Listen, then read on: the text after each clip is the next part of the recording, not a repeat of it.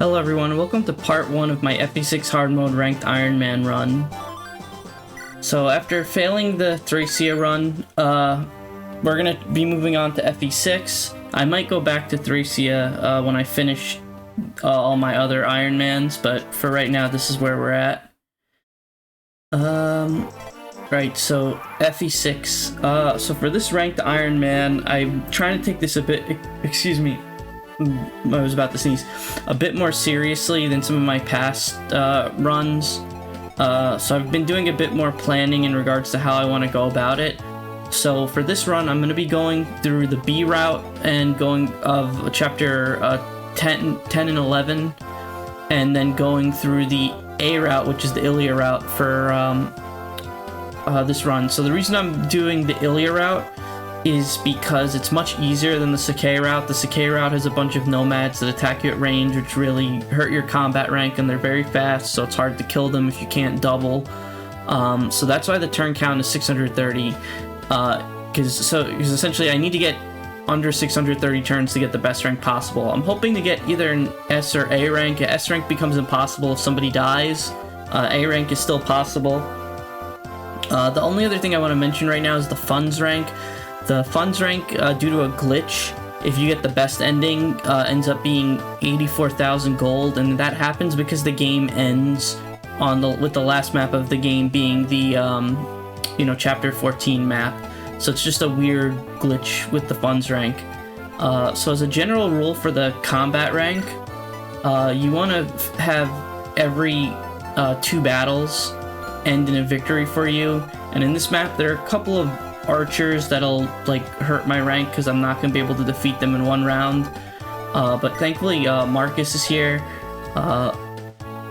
Marcus usually will double every single enemy on the map. It's very rare, but it is possible for there to be fighters with 8 speed that he can't double. The boss has 8 speed, but he's weighed down by the steel axe, so he'll double everything. So that being said, when it comes to how I want to use my units for right now, first, we're gonna have Marcus attack this guy, and the main hope for this map is that, other than Marcus not getting hit a bunch, we don't want him to get any criticals, because if he does, that he steals the EXP for the EXP rank. So when it comes to FE6 ranked, the best way to use promoted units is to have them, weaken enemies for your other units to kill. So that's the most efficient way to kind of gain EXP. Okay.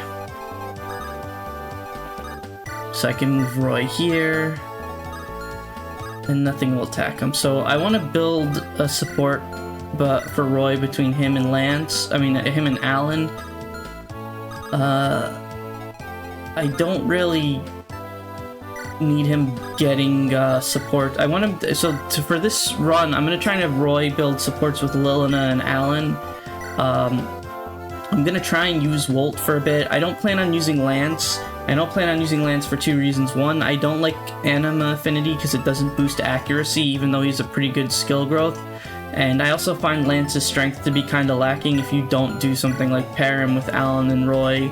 If you pair him with Alan and Roy, that gives them +5 strength, and they have a pretty fast support.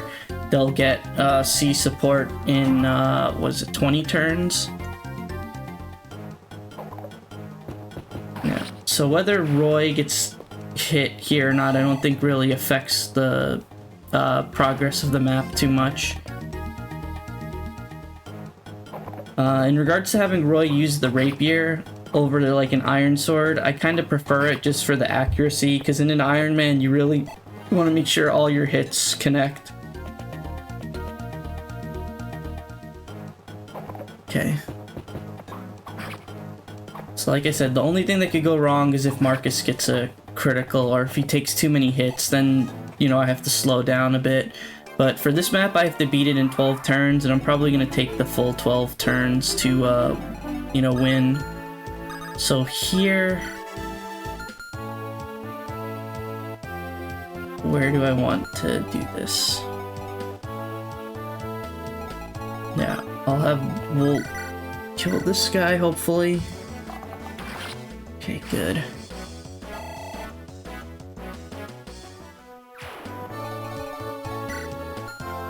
Because I can try and kill this guy.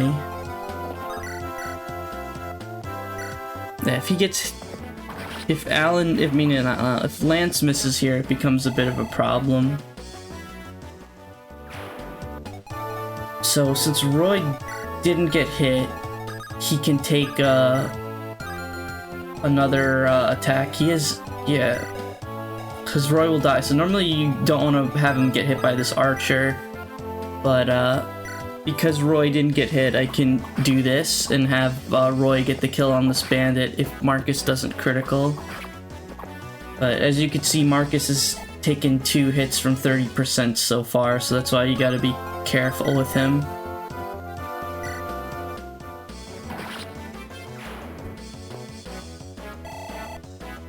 As far as getting kills for Roy, it's better to get him some kind of early in the game, in my opinion, because as you go on, it becomes a lot harder to get the kills that he needs.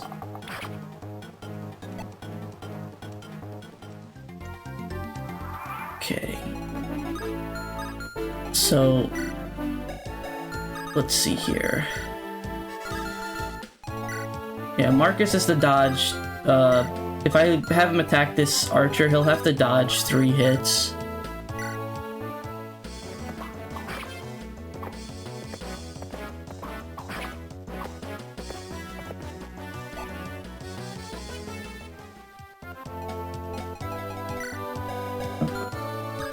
Yeah, boars, I will train boars, but in this map, it's not worth doing.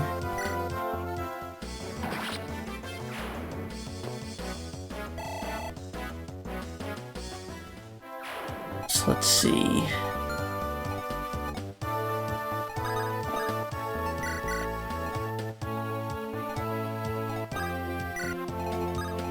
Yeah.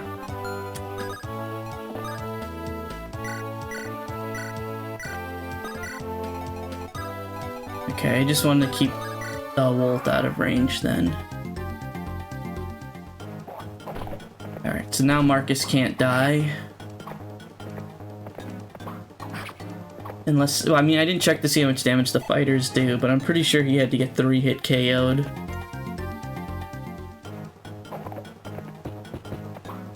Yeah, so the fighters did a point more damage.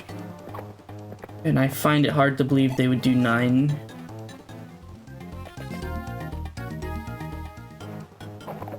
Yeah, this one did 7. So I'm gonna try and avoid like risky strategies like this where I can, but it's just, you know, I should at least dodge 130, you would think. Okay, so Roy could kill those 2.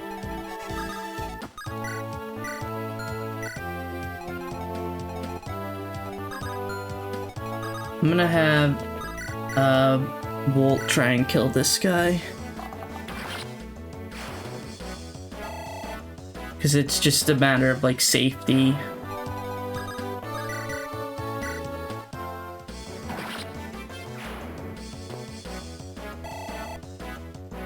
Okay. Pretty okay level up to start. So I would like to leave Marcus in range here. I'll give this kill to Lance.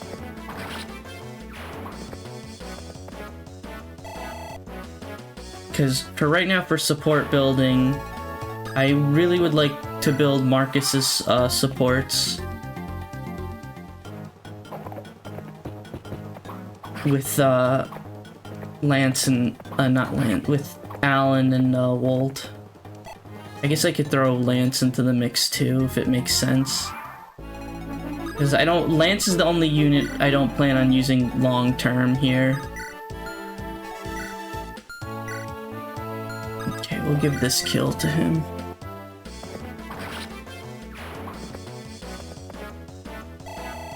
The only reason I gave the previous kill to Lance was really for the support bonus.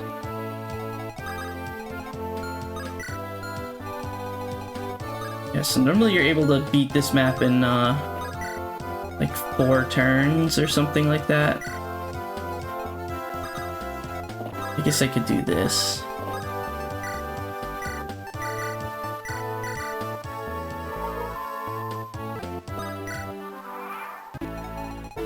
Okay. Maybe I should heal Roy too. And regrettably, you can't have anyone build supports really with Marcus this turn. Because it's too risky. You'd have, you know, if you put someone here, that fighter attacks from the forest, and then you just have a fighter that's not in kill range of anything.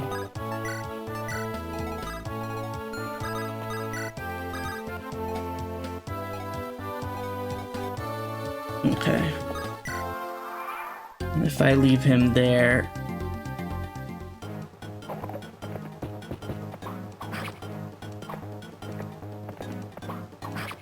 Okay, good. Lance is still in range if by some chance I miss one of these enemies.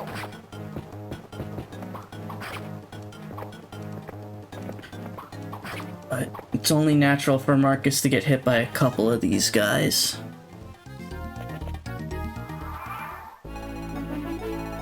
Okay. As for you... do this.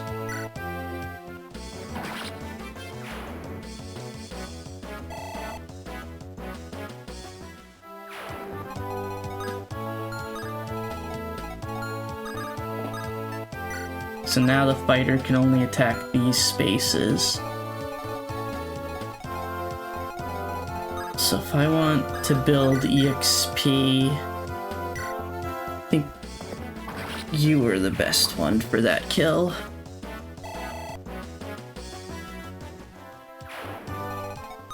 Okay.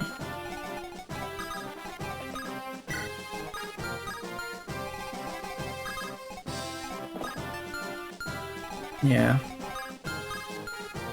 Okay, I don't need Lance building support points.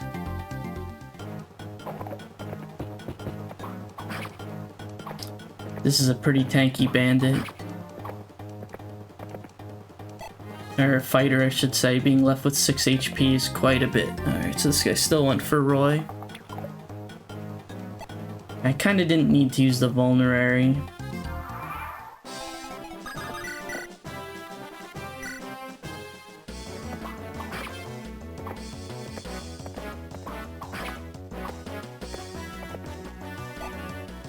Okay.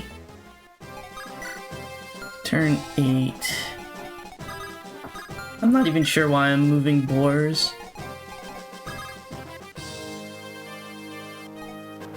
So let's do you, because you have the highest accuracy. Okay.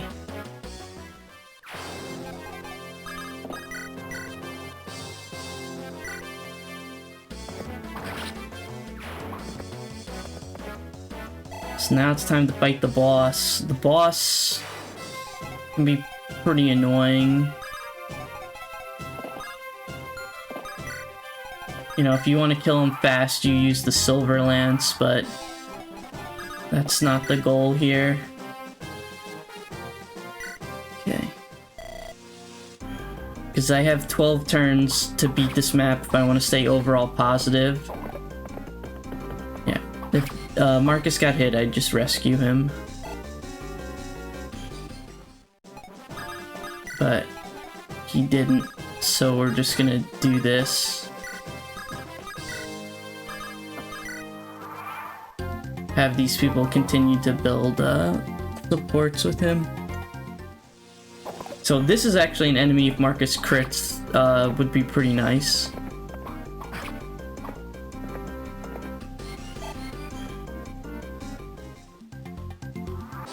What turn am I on? 10? Okay.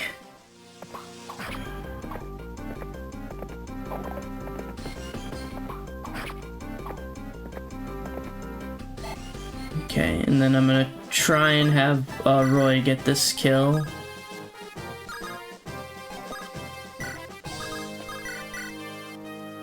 Okay, yeah, because Roy didn't need the strength growth for this, but it does help.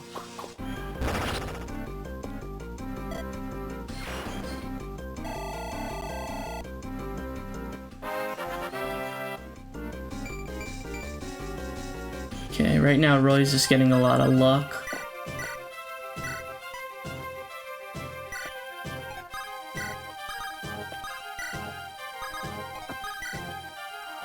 Okay, what turn is it? 11. Alright, so I could spend one more turn here to build support points between these people. Okay, so that's chapter 1 in 12 turns.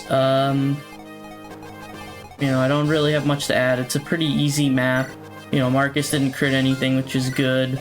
I kind of wasted the vulnerary on Roy, but that's fine. Boars didn't see any combat, but that's to be expected for this chapter. Yeah. So that went pretty well. That's gonna do it for this time. Thanks for your time, everyone. Hope you have a great day.